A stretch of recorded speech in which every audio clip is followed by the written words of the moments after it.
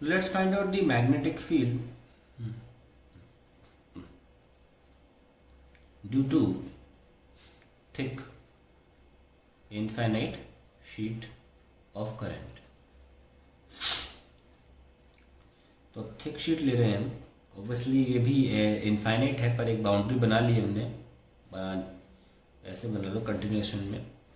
ये लिए थिक है और इसमें भी करंट हमने अंदर ले लिया है. हमको पता है कि डायरेक्शन ऊपर राइट साइड है, नीचे लेफ्ट साइड है अगर आप करंट को अंदर ले रहे हैं.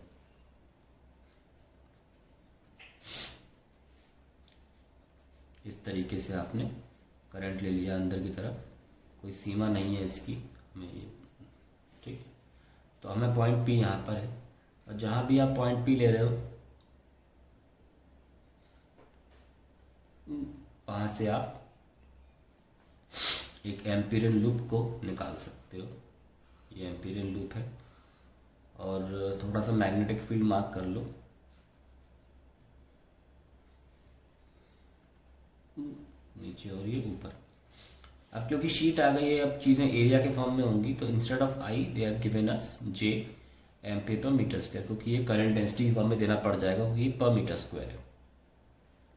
इसको हमने एक्स माना था, अभी भी एक्स मान लेते, कोई बुराई नहीं है. और इसको हमने डी माना था, हम अभी भी डी ही मानेंगे, कोई बुराई नहीं है.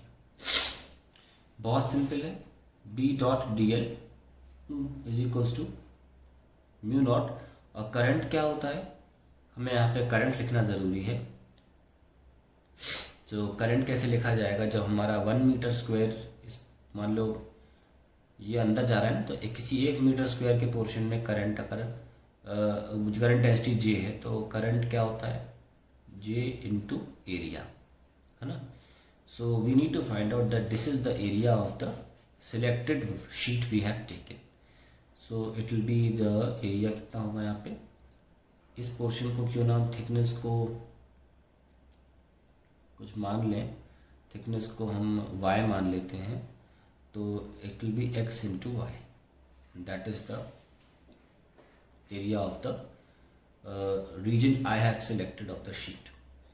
सिर्फ यही एरिया सिलेक्ट होगा जिसमें से करंट जा रहा है ना, तो इसका breadth into length, that will be x into y. So I have taken breadth as y and I have taken x as length, gxy has to be written here because Barrett's ampere circuit law में इस portion में current लिखा जाता है. Now B dot D L में हमको पहले से पता है कि क्या तरीका होता है सॉल्व करने का. बिल्कुल सेम तरीका है. ये वाले ऐड हो जाएंगे, ये वाले कैंसिल हो जाएंगे, तो ये 2 बार आ जाएगा. ठीक है, और 2 बार ऐड हो क्या आएगा, एक बार डी एल ये पर डी एल ये 2x. तो B two X is equals to mu not J X Y. X X cancel, so B आ जाएगा mu not J Y by 2. तो आप नोटिस करें तो आपका एग्जैक्टली सेम आंसर ही आया है, सिवाय इस बात की कि वहाँ पे म्यू नॉट आई बाई 2 था और यहाँ पे क्योंकि बातें एरिया के फॉर्म में हो रही हैं, यहाँ पे mu not J Y by 2 आ रहा है. ठीक है, अब हम बात करेंगे, हमने भाग तो निकाल लिया, डायरेक्शन हमको पहले से पता है. अब हम बात करेंगे इनसाइड पॉइंट के लिए. तो मान लीजिए किसी एक, पहले से एक सेंटर से एक जगह ले लीजिए मध्य में, और इस सेंटर के ऊपर हमें एक पॉइंट पी सिलेक्ट किया और हमें इनसाइड करना है. हमने सॉलिड वायर के लिए तो निकाला था, इसी तरीके से हम एक सॉलिड शीट के लिए भी निकाल रहे हैं जिसकी थिकनेस अब कंसिडरेबल है.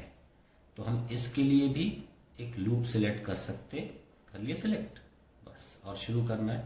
तो मान लीजिए कि ये कितना ऊपर, मान लीजिए y की दूरी पर है सेंटर से, एट द डिस्टेंस y है ये पॉइंट, और हमें सॉल्व करना है. इसके लिए कोई फर्क नहीं आएगा और ऐसे आप मान सकते हैं इस पोर्शन को. ठीक, तो हमें कहीं पर भी आंसर मिल जाएगा इसके लिए P पॉइंट पर at a distance y from the centre line. Okay, so let's find out the formula by applying. इसको लूप को हम क्यों ना मान लें, ए बी सी डी. चलो ए बी सी डी यहाँ तो लिखा नहीं था हमने, ए बी सी डी तो यहाँ लिख सकते हैं, ए बी सी डी मान लो. Applying Ampere circuit law in inside loop A B C D, inside loop A B C D. तो B dot D L A B C D is equals to mu not. फिर से current लिखना है हमें। Current होता है current density into area. अब area क्या होगा इस बार मेरा, और ये एक्स तो आर्बिट्री लेंथ होती है, we can still take X and this becomes not 2y because हमने सेंटर लाइन से y लिया था, so I get 2y that is the current and I can write it as j into 2x। हमको पता है ये portion क्या solve हो किया आएगा, 2 times of bx is equals to mu naught j 2xy and then we have x और x cancel और 2 से 2 भी cancel, so we have b is equals to mu naught j y। तो देखिए आप एम्पीयर सर्किट लॉ की आपको अहमियत तभी पता चलेगी और आगे, जैसे आपने देखा कि हमने इनफाइनाइट वायर के लिए जब बायट-सावर्ट लॉ BSL लगाया था तो काफ़ी कॉम्प्लेक्स कैलकुलेशन थी, मतलब इतनी भी नहीं थी क्योंकि हम इलेक्ट्रिक फील्ड में ऑलरेडी इस तरीके का इंटीग्रेशन सॉल्व कर चुके थे तो आपको आसान लगा होगा, लेकिन थी तो कॉम्प्लेक्स कैलकुलेशन। और वहीं जब हमने उसको एम्पीयर सर्किट लॉ से किया तो simple 2 pi a is equals to mu not I से सॉल्व हो गया था वो, यस और नो, एक लाइन में सॉल्व हो जाता है वो, केवल b डॉट dl का 2 pi is equals to mu naught times I. तो अगर आप इनके डेरिवेशंस कहीं देखेंगे, मैं चाहता तो मैं कर देता, मैंने मन तो था मेरा कि मैं बायट-सावर्ट लॉ से भी करूं, पर फिर हमारा जो लेक्चर है magnetic field due to current वो अननेसेसरीली एक्सटेंड हो जाता और किसी भी एग्जाम में जेईई मेंस हो गया या नीट हो गया या बोर्ड एग्जाम हो गया उसमें डेरिवेशन इसका तो नहीं आता है। दूसरी बात, ये मैंने आपको जो पढ़ाया अभी शीट के लिए ये एक्सटेंड इसलिए करके पढ़ाया ताकि आपको अच्छी तरीके से प्रैक्टिस हो जाए कि एम्पीयर सर्किट लॉ लगाते कैसे। हालांकि शीट को लेकर आज तक बोर्ड एग्जाम में कभी कोई सवाल नहीं आया है, लेकिन मैंने बस प्रैक्टिस एक्सटेंड करने के लिए कराया, तो इसलिए इसका डेरिवेशन बायट-सावर्ट लॉ से मुझे लगा it will be waste of time. However अपनी थोड़ी समझ के लिए आप चाहें तो कहीं नेट पे इंटरनेट पे आप सर्च कर सकते हैं बायट-सावर्ट लॉ का की मदद से। शीट के लिए ज़्यादा बड़ा नहीं होता है, मुश्किल से 2 लाइन और एक्सटेंड हो जाएगी बस, लेकिन सोचने में थोड़ा इससे कॉम्प्लेक्स होता है। तो हमने आपको करके दिखाया कि कितना, तो जब तक आप वो नहीं देखेंगे आपको एम्पीयर सर्किट लॉ की अहमियत इस शीट के केस में महसूस नहीं होगी।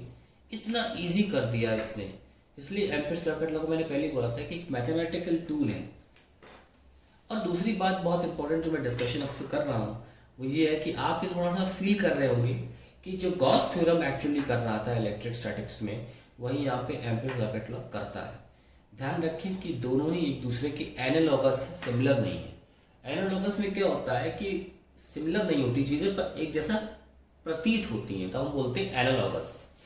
तो गॉस थ्योरम जैसे कि इलेक्ट्रोस्टैटिक्स में एनालॉगस है, it is analogous to Ampere circuit law in magnetic field या magnetics. So this is a very important part, we are coming to an end of. हमने टोरॉइड नहीं किया है, आईएम टोरॉइड भी कर लेते हैं, लगे हाथ बहुत ईजी होता है टोरॉइड भी।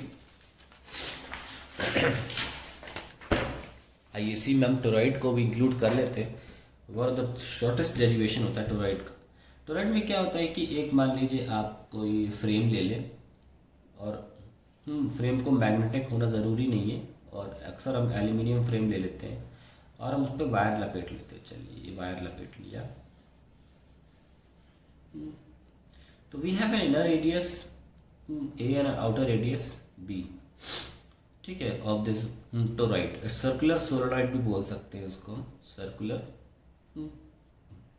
Solenoid kind of. ये मैं अपनी वजह से नाम बना रहा हूँ ताकि आपको टोरॉइड समझने में आसानी हो। तो हम क्या करते हैं, इसका एक मध्य में एक रेडियस ले लेते हैं r, ये ले लिया, and this r is always calculated as r equals to a plus B by 2। Also remember that toroid की जरूरी नहीं है हमेशा सिलेंड्रिकल पोर्शन का एक सर्कुलर बनाया हुआ पार्ट का क्रॉस सेक्शन इसे आप काटेंगे, ये क्रॉस सेक्शन मैंने सर्कुलर लिया है, ये रेक्टेंगुलर भी हो सकता है। खैर अब हमको क्या करना है, फिर से बायट-सावर्ट लॉ लगाना, एम्पीयर सर्किट लॉ लगाना है, b dot D L is equals to mu naught. अब देखिए करंट क्या है, आपने ये जो है अपना एम्पीरियन लूप लिया है, ये वाला, ये एम्पीरियन लूप लिया है जो रेडियस r पे, क्योंकि हम सेंटर पे निकालते हैं ना फील्ड। तो एम्पीरियन लूप की बात करें तो इस एम्पीरियन लूप में कितने छल्ले जा रहे हैं, 1 बार 2 3 4 ऐसे n जा रहे होंगे ना, तो हर बार एक छल्ले में करंट आई होगा और एन छल्ले जा रहे होंगे तो म्यू नॉट एन आई ही लिखा जाता है। ऑब्वियसली इस बीच में कहीं पर भी हम मैग्नेटिक फील्ड को क्या मानेंगे, कांस्टेंट, और ऑब्वियसली इसका पूरे का डीएल का इंटीग्रेशन होके क्या आ जाएगा, क्योंकि आर डिस्टेंस पर है, 2 pi R is equals to mu not N I. So we have B is equals to mu not N I upon 2 pi R, and that is the end of derivation. अगर आप notice करें तो absolutely similar to mu not normal solenoid. जैसे normal solenoid का derivation क्या आया था, mu not capital N I upon length, जिसको हमने म्यू नॉट छोटा एन आई लिख लिया था। पर नोटिस करें इसको कि सेम ऊपर सेम है, जैसे लेंथ एक सर्कल की 2 पाई आर होती है वही लिखा हुआ है। तो वेरी सिंपल डेरिवेशन। ध्यान रखें कि अगर आप नोटिस करें कि अगर एक कोई इनसाइड पॉइंट लेंगे आप, अगर आप कोई इनसाइड पॉइंट लेंगे तो उसमें से कोई करंट नहीं जा रहा है, तो ऑब्वियसली यहाँ पे इनसाइड पॉइंट के लिए मैग्नेटिक फील्ड 0 होगी। और आउटसाइड पॉइंट लें तो उसमें से भी कोई करंट नहीं निकल रहा है, इस वजह से आउटसाइड पॉइंट ले भी मैग्नेटिक फील्ड जो होगी एक टोरॉइड के लिए 0 होगी। सो मैग्नेटिक फील्ड जो है टोरॉइड के लिए इनसाइड और आउटसाइड पॉइंट जो होता है टोरॉइड से वो 0 होता है, और सिर्फ टोरॉइड में जो मैग्नेटिक फील्ड होती है वो इनसाइड ही मानी जाती है। थोड़ा थोड़ा अब ये क्लियर हो गया आपको। I hope that is the end of magnetic effects due to current, and now we will be talking about the other part, that is force on a charge moving in magnetic field.